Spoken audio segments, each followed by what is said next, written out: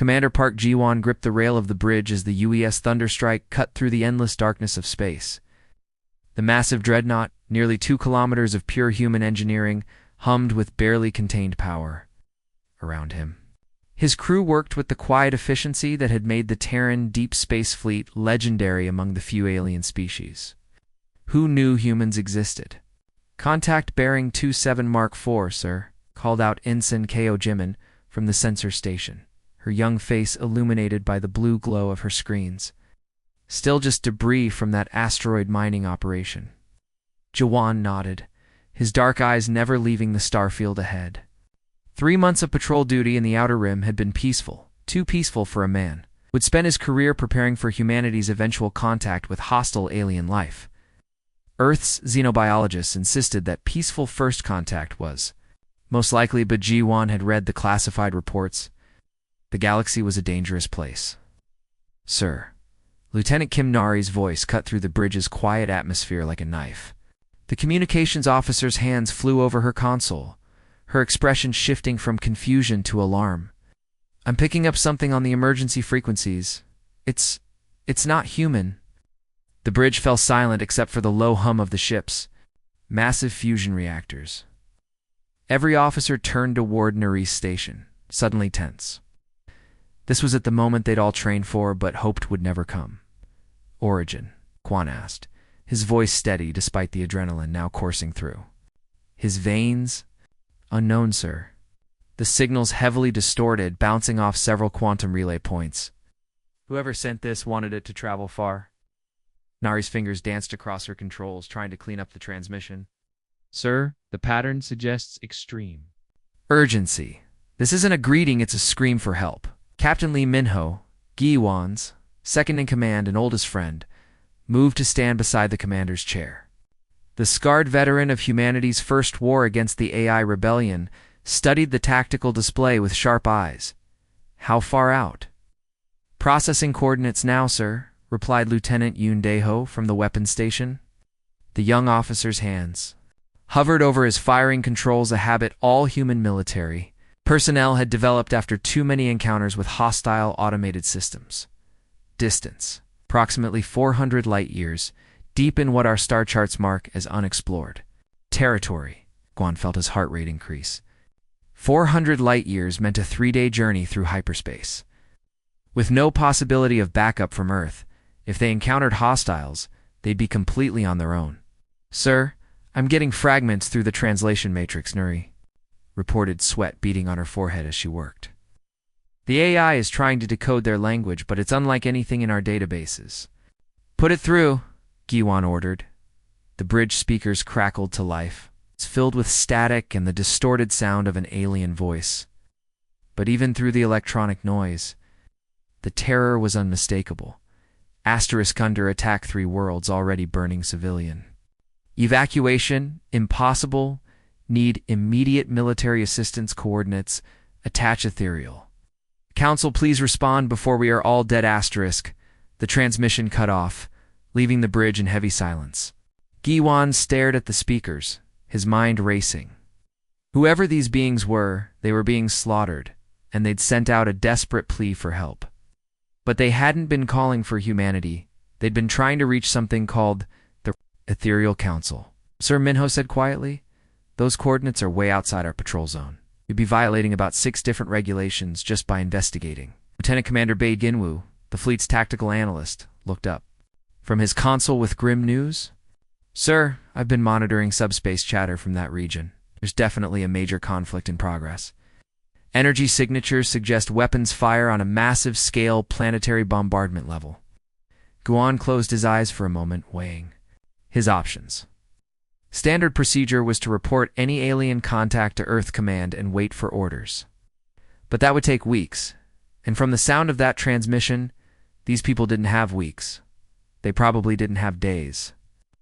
"Sir Yoon," Dae-ho spoke up hesitantly, "shouldn't we contact Earth Command first? This could be a trap or a misunderstanding, or someone's dying out there." Lieutenant Ji-won cut him off, his voice carrying the authority of a man who'd made life-and-death decisions in the heat of battle. That wasn't a fake distress call. "I've heard enough real terror to know the difference." He turned to face his crew, seeing the mix of fear and determination in their young faces. These men and women had volunteered for deep space duty knowing they might face the unknown alone, far from home and help. Besides, Guan continued, his jaw tightening with resolve, this is exactly why they sent us out here, to be humanities. Shield when Earth is too far away to matter, to make the hard choices when there's no time for committees and debates. Captain Lee nodded slowly.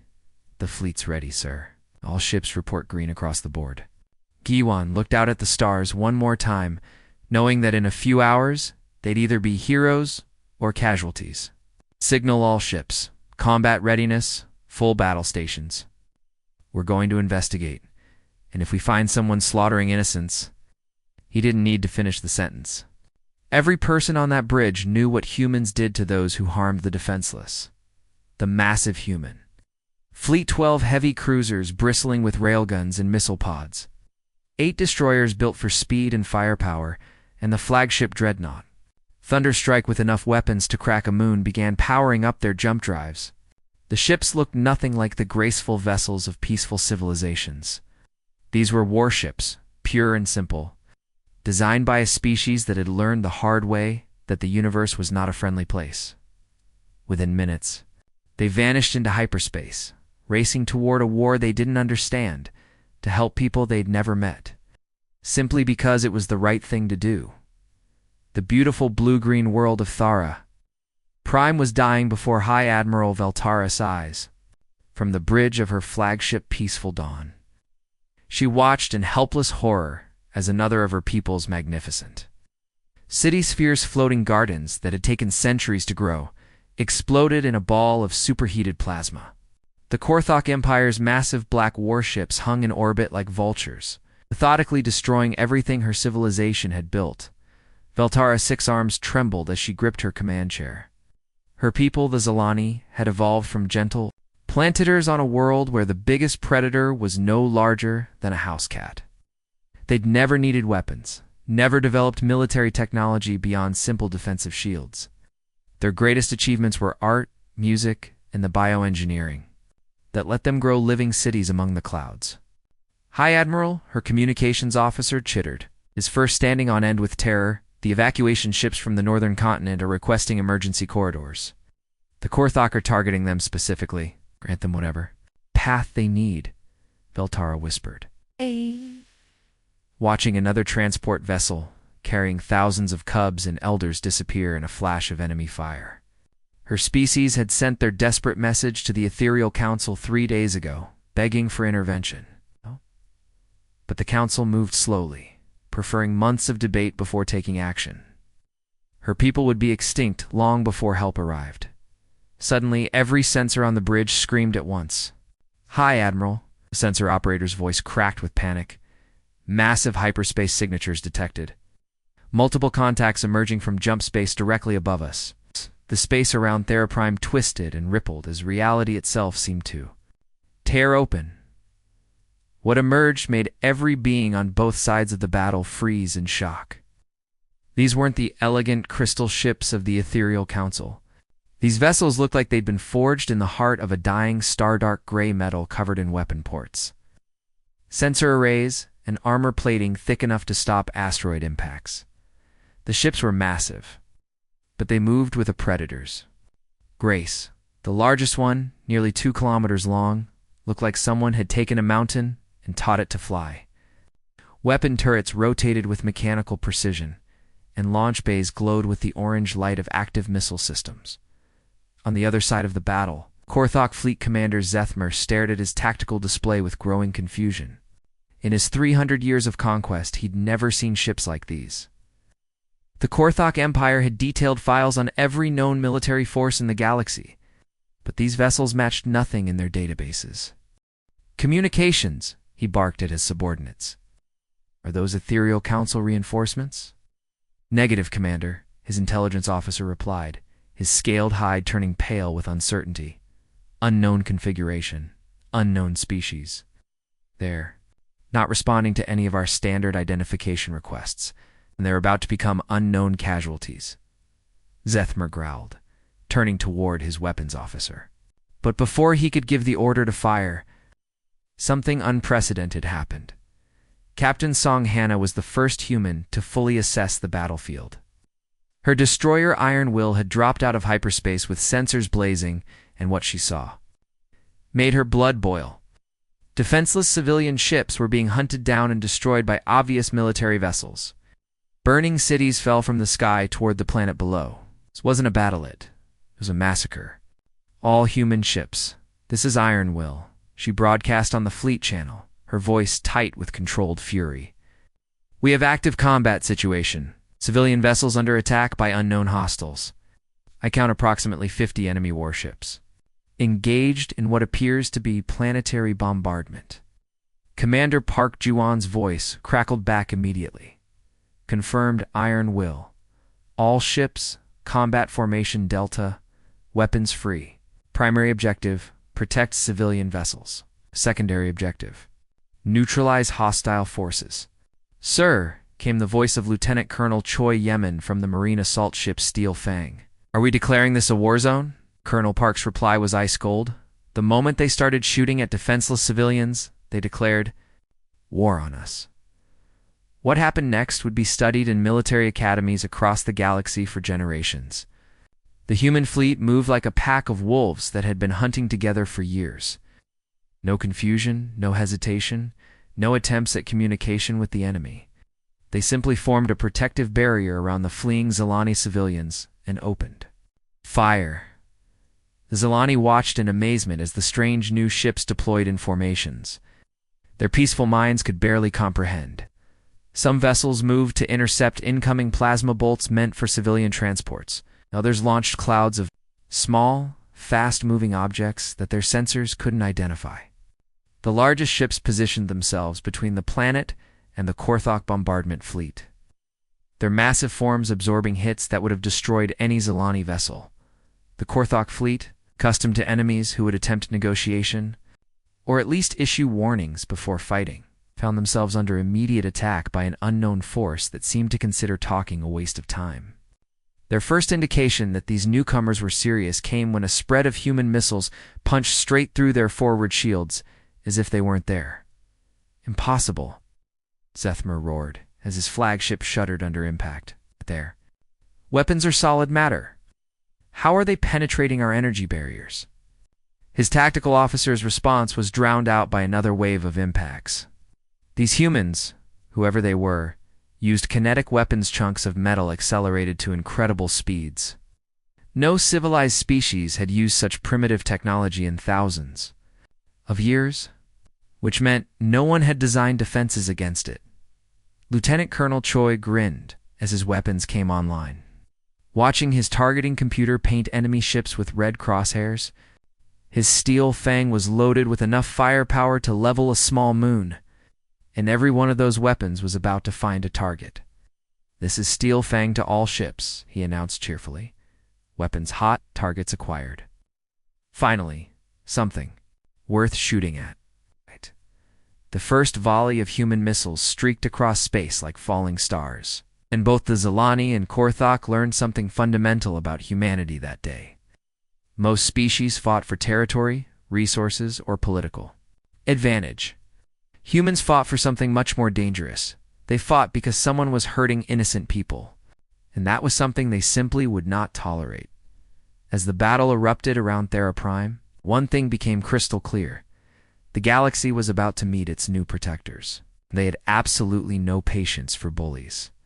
The battle for Thera Prime became a nightmare that would haunt the Korthok Empire for generations. What started as a routine planetary conquest turned into 6 hours of absolute chaos as the Korthok fleet discovered they were fighting an enemy unlike anything they'd ever encountered. Subcommander Korthal gripped his command chair as his battle. Cruiser Dark Talon shuddered under another devastating impact. Sparks flew from overloaded systems, and the acrid smell of burning electronics filled the bridge. His shields, which had withstood the energy weapons of a dozen conquered species, were being torn apart like paper.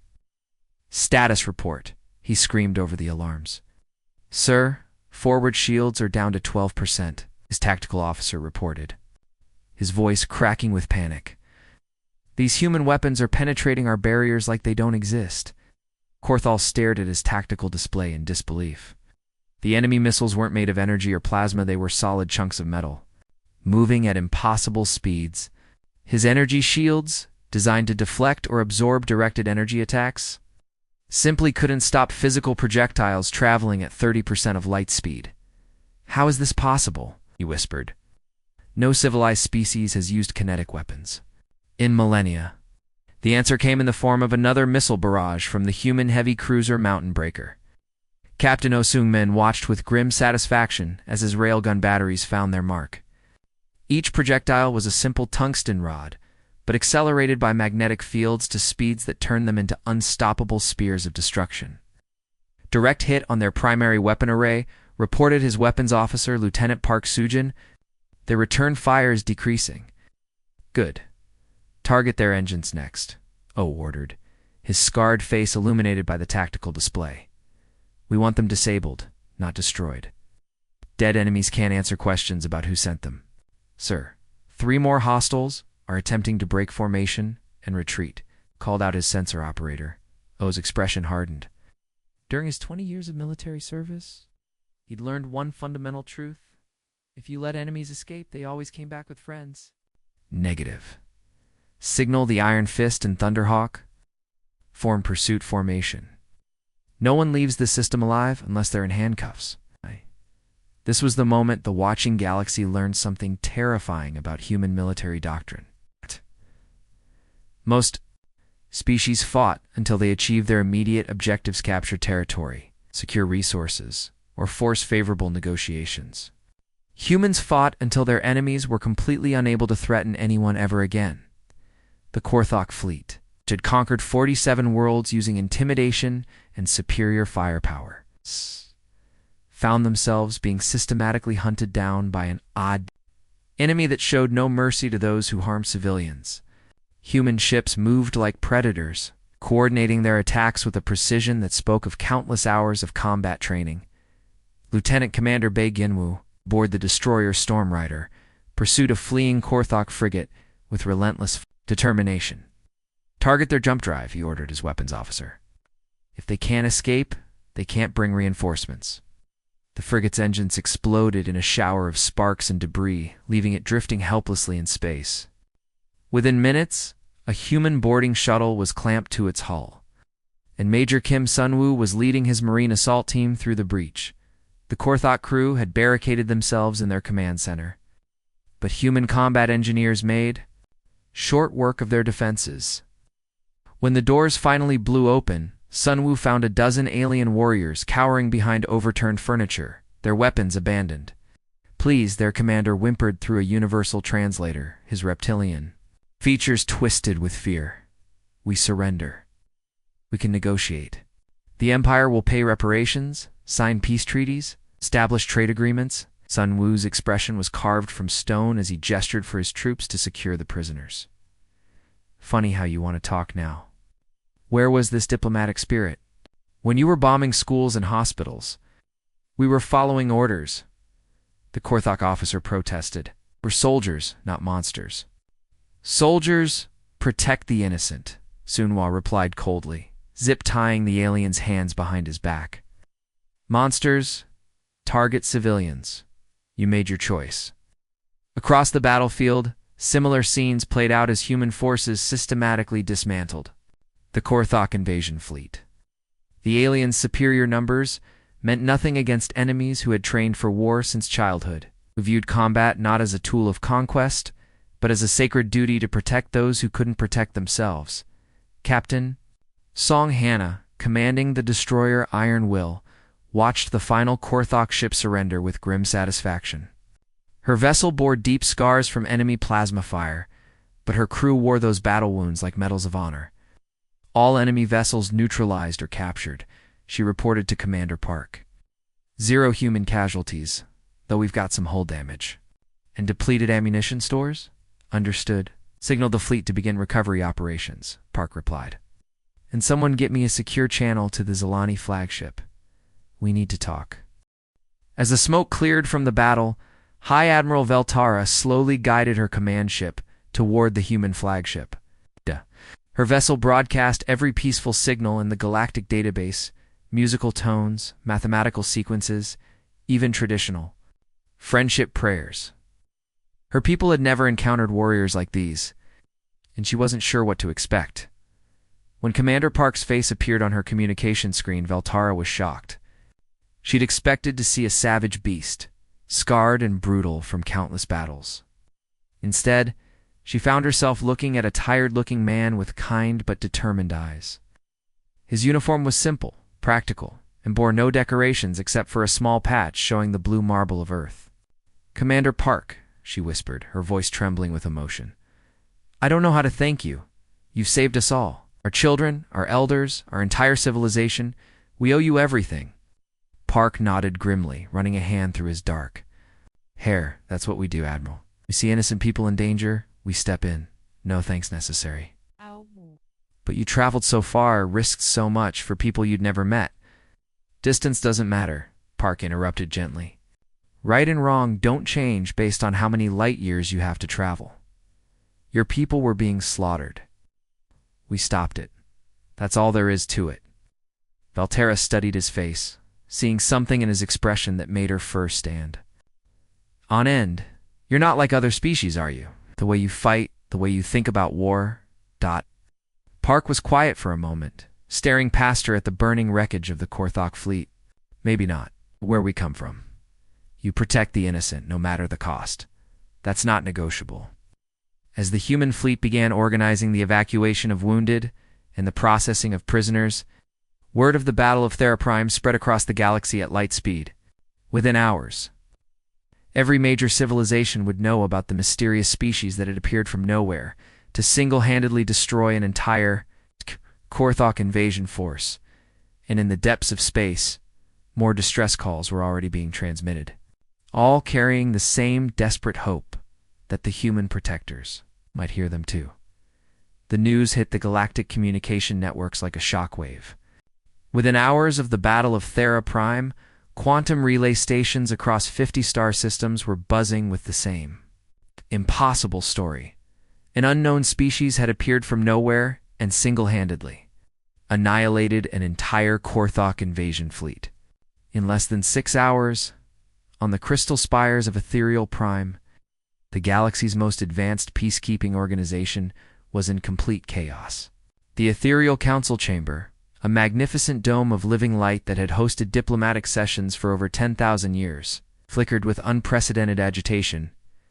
Council Speaker Thalandros, a being of pure energy who had mediated conflicts between civilizations for centuries, pulsed with frustrated confusion. His luminous form shifted between colors as he addressed the emergency assembly. "These humans," he said, his voice resonating through the chamber like crystalline bells. "They completely ignored every established protocol.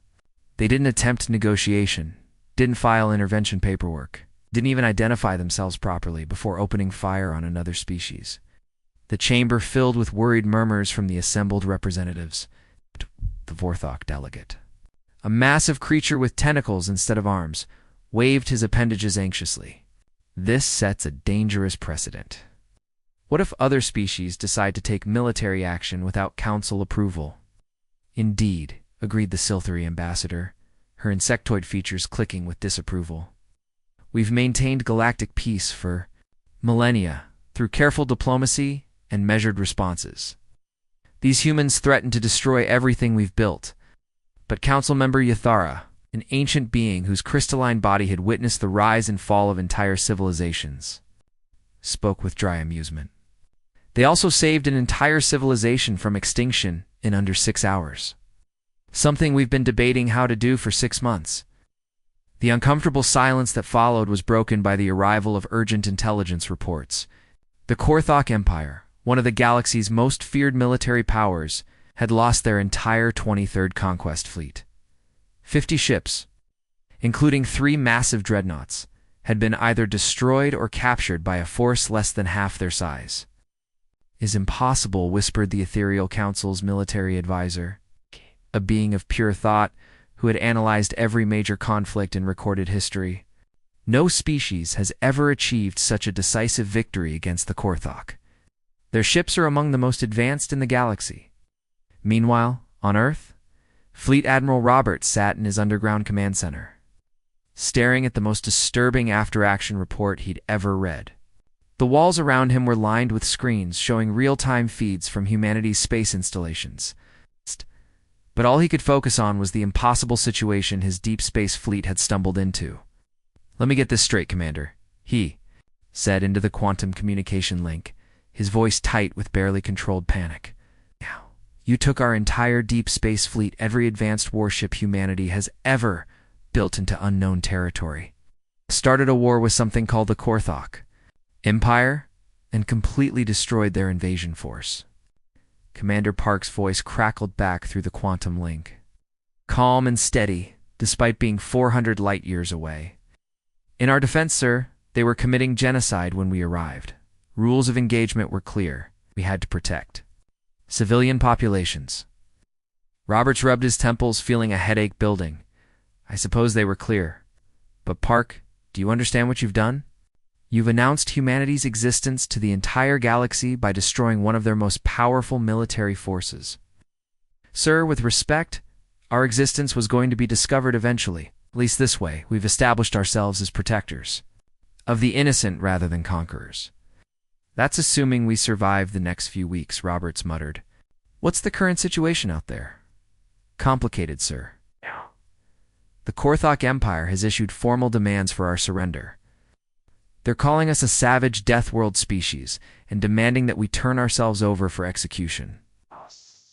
They're also sending what they call a punishment fleet to make an example of us." Roberts felt his blood run cold. "How many ships?" "Approximately 200 vessels, sir. Long-range sensors show they're bringing everything they have. Battle cruisers, dreadnoughts, even some kind of superweapon platform we can't identify." The Admiral stared at his tactical display, which showed Earth's entire space navy. "Exactly. 21 ships, most of them still experimental. 200 ships against our 21, sir? The Defiant just finished her shakedown cruise and is requesting permission to join us."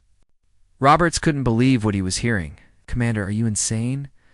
You're talking about fighting a force 10 times your size with no backup, no support, and no way home if things go wrong." Park's chuckle came through the speakers somehow, managing to sound both amused and deadly serious. "Probably, sir. But here's the thing, these Korthok seem to think fear is an effective weapon against humans. Someone should probably correct that misunderstanding before it spreads to other hostile species.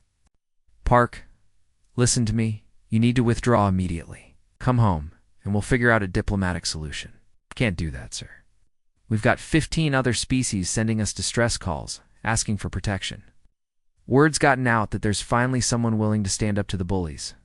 If we run now, we'll be abandoning innocent people to the same fate that almost befell the Zilani." Robert stared at the communication console, realizing that his field commander was absolutely right. The moment humanity had intervened at Thera Prime, they'd crossed a line. There was no going back to being an unknown species hiding in the Outer Rim. "What about the Zilani?" he asked. "Are they offering any support?" "They're doing what they can, sir. High Admiral Voltara has offered us asylum on their worlds and is sharing intelligence about Korthok tactics. But they're not warriors. They're artists and philosophers. This fight is going to be up to us." Lieutenant Commander Bei Jinwu's voice could be heard in the background, calling out tactical assessments. "Sir, tell Admiral Roberts that we've been running combat simulations for the past 72 hours. The Korthok rely heavily on energy weapons and psychological warfare. If we can get close enough to use our kinetic weapons, we can take them. It'll be messy," Park added, "but it's doable. The real question is whether Earth is ready to become the galaxy's unofficial police force." Roberts closed his eyes, knowing that the decision he made in the next few minutes would determine humanity's place in the galaxy for generations to come. They could order the fleet to withdraw, return to Earth, and hope the Korthok would be satisfied with their surrender. Or they could stand and fight, knowing that victory would mark humanity as the protectors of the innocent. And defeat would mean the extinction of everything they'd ever built. "Commander," he said finally, "you have full authorization to defend your position. Earth stands with you." "Thank you, sir." We won't let you down. Yes. The communication link closed. Robert stared at the tactical display showing the vast emptiness of space between Earth and the coming battle. In a few days, 21 human ships would face the might of the Korthak Empire, and the fate of humanity end. Possibly the entire galaxy would hang in the balance. But for the first time since this crisis began, Roberts found himself smiling. If there was one thing humans excelled at, it was proving that the impossible was just another word for challenge accepted. The second, Battle of Thera Prime, would be remembered as the day the galaxy learned what happens when you threaten something humans have decided to protect. The Korthok punishment fleet dropped out of hyperspace like a swarm of mechanical locusts. Their 200 warships blotting out the stars around Thera Prime. Emperor Vexthal himself had come to oversee the destruction of these upstart humans, his massive flagship Empire's wrath leading the armada like a dark moon of death. Behold, he broadcast to his fleet commanders, his voice dripping with arrogant confidence, the pitiful force that dared challenge the might of our empire. 21 ships against our 200. This will be over in minutes. Fleet moved into attack formation. Something unprecedented happened. The human ships didn't retreat. They didn't try to negotiate. Instead, they formed a perfect defensive wall between the Korthok Armada and Thera Prime. Their weapons already charging for battle, Commander Park stood on the bridge of the Thunderstrike, watching the approaching enemy fleet with calm determination. He'd spent the past 3 weeks studying every piece of Korthok intelligence the Zalani could provide, learning their tactics, their psychology, their weaknesses. What he'd discovered was that the Empire's greatest weapon wasn't their technology, was fear. "Sir," reported Captain Zheng Minji from the newly arrived reinforcement ship Stormcaller. Her voice steady, despite the impossible odds. Enemy fleet is moving into bombardment formation. We're outnumbered 10 to 1. Park's response became, "Legendary throughout the galaxy. Good. Means we don't have to worry about hitting each other in the crossfire." The Korthok fleet began their traditional intimidation display, massive energy buildups, synchronized weapon charges, and the deployment of their most fearsome vessels at the front of their formation. For 10,000 years, this show of overwhelming force had been enough to break enemy morale before the first shot was fired. But humans weren't like other species. Where others saw hopeless odds, they saw a challenge. Where others felt despair, they felt determination. All ships Park broadcast to his fleet, his voice carrying across 21 vessels filled with men and women who had volunteered to die for strangers. Remember what we're fighting for? Behind us are millions of innocent civilians who have never hurt anyone, children playing in floating gardens, artists creating beauty, scholars seeking knowledge. Failure is not an option. Emperor Vexthal watched in confusion as the human ships actually moved forward to meet his fleet. What are they doing? This is tactical suicide.